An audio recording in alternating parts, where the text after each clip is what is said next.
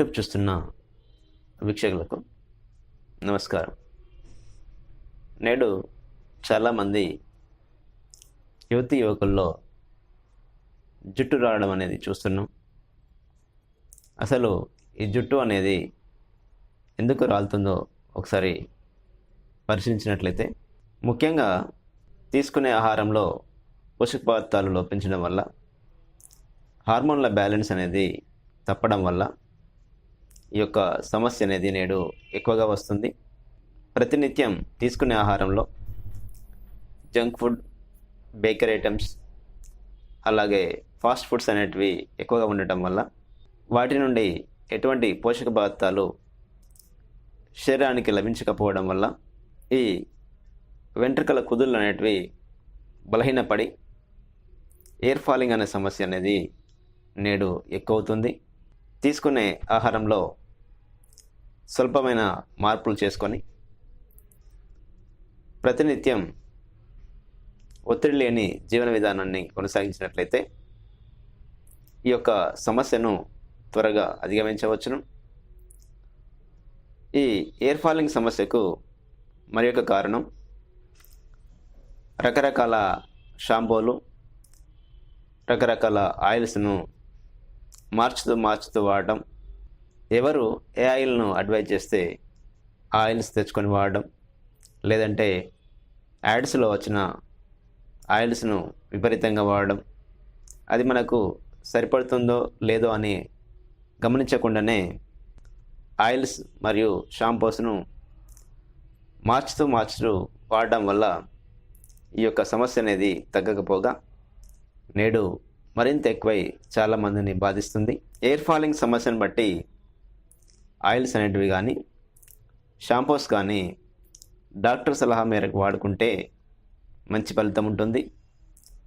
అలా కాకుండా ఒకరికి షాంపూ వాడడం వల్ల ఎయిర్ బాగా పెరిగిందనో, మరొకరికి ఆయిల్స్ వాడడం వల్ల ఎయిర్ బాగా వచ్చిందని ఎవరైనా చెప్పింది విని అవి తెచ్చుకొని వాడడం వల్ల ఈ యొక్క ఎయిర్ పెరుగుదల అనేది ఉండకపోగా మరి ఇంకా ఎక్కువగా ఎయిర్ ఫాలింగ్ అనేది జరుగుతూ ఉంటుంది. అలా కాకుండా ఈ షాంపూస్ని కానీ, ఆయిల్స్ కానీ వాడేటప్పుడు డాక్టర్ సలహా తీసుకోవడం అనేది తప్పనిసరిగా భావించాలి. అలాగే హార్మోన్ల అసమతుల్యతను నివారించుకోవడానికి ముఖ్యంగా యోగా, మెడిటేషన్, అలాగే మంచి ఆహారపు అలవాటు చేసుకోవాలి. ఒత్తిడితో కూడిన జీవన విధానం వల్ల కూడా హార్మోన్ల అసమతుల్యత అనేది వచ్చేసి ఈ యొక్క ఎయిర్ ఫాలింగ్ అనే సమస్యకు దారితీస్తుంది. ముఖ్యంగా థైరాయిడ్ వంటి సమస్యల వల్ల కూడా ఈ యొక్క ఎయిర్ ఫాలింగ్ను నేడు చాలామందిలో చూస్తున్నాం. ఈ ఎయిర్ ఫాలింగ్ సమస్య వచ్చినప్పుడు నిర్లక్ష్యం చేయకుండా వెంటనే డాక్టర్ సలహా మేరకు మందులు కానీ, లేదంటే పైన అప్లికేషన్ చేసే ఆయిల్ కానీ, షాంపూ కానీ వాడుకోవడం అనేది చాలా ఉత్తమం. ఈ యొక్క ఎయిర్ ఫాలింగ్ సమస్యకు హోమియో వైద్యంలో చాలా మంచి మందులు ఉన్నాయి.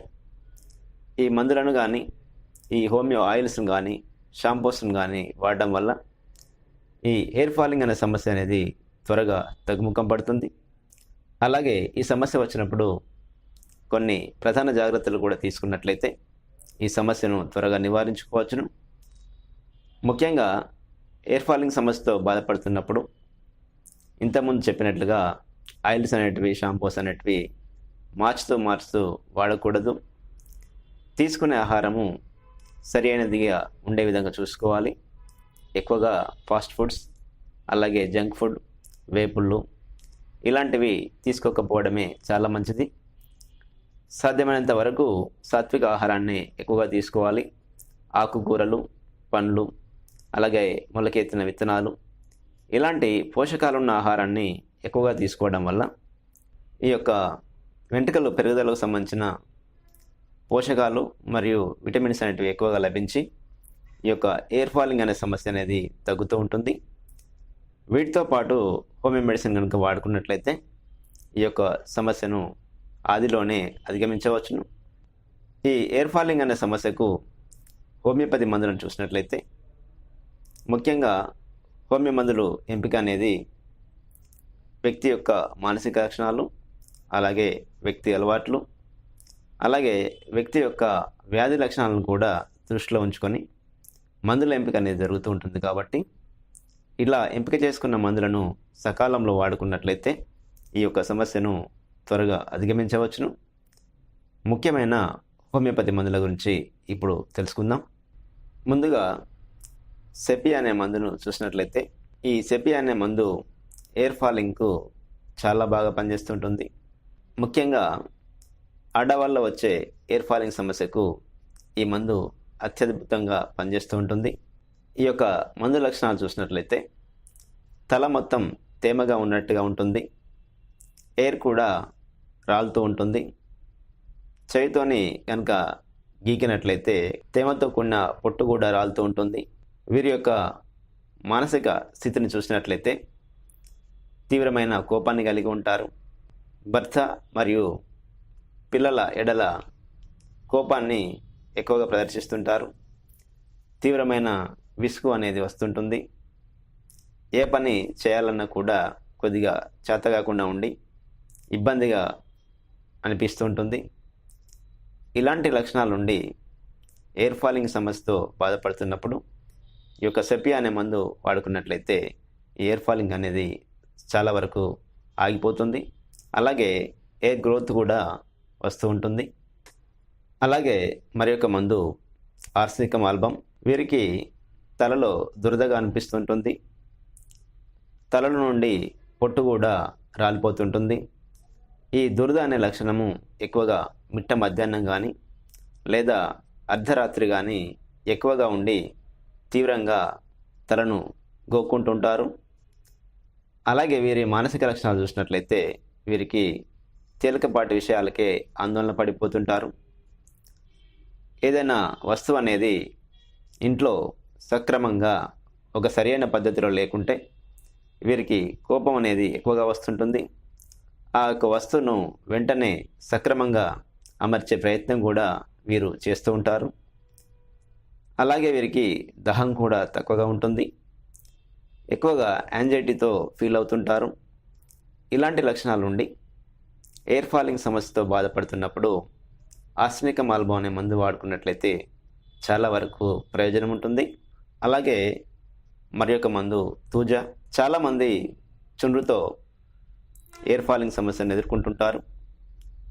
ఈ చుండ్రుతో ఎయిర్ ఫాలింగ్ అనేది ఎక్కువ ఉండే వారికి ఈ మందు అద్భుతంగా పనిచేస్తుంటుంది. అలాగే వీరికి శరీరం పైన అక్కడక్కడ వాట్స్ కూడా ఉంటాయి. ఈ పులిపొర్లు కూడా ఉండి ఈ యొక్క తలలో చుండ్రు కూడా ఎక్కువ ఉన్న సందర్భాల్లో తూజా అనే మందును వాడుకున్నట్లయితే చాలా వరకు ఎయిర్ ఫాలింగ్ సమస్య అనేది తగ్గిపోతుంది. అలాగే ఊడిపోయిన ఎయిర్ కూడా మరలా వస్తూ ఉంటుంది. ఇలాంటి సందర్భంలో ఈ మందు వాడుకొని ప్రయోజనాన్ని పొందవచ్చును. అలాగే మరి యొక్క మందు ఫాస్ఫరస్.